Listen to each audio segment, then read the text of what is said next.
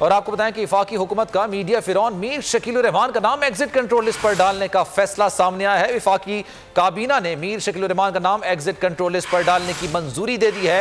वफाकी काबीना ने सर्कुलेशन के जरिए समरी की मंजूरी दे दी है।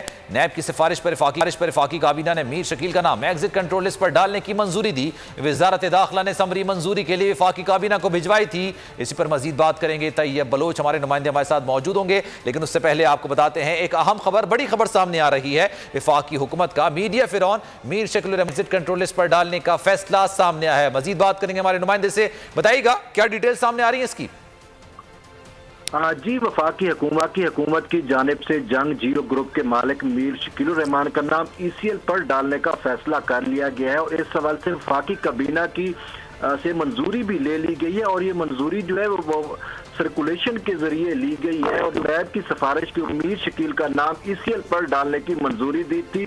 तो समरी की मंजूरी के बाद मामला जो है वजारत दाखिला को भिजवा दिया गया और वजारत दाखिला की जानिब से मीर शकील उर रहमान का नाम जो है वो ECL में अब डाल दिया जाएगा।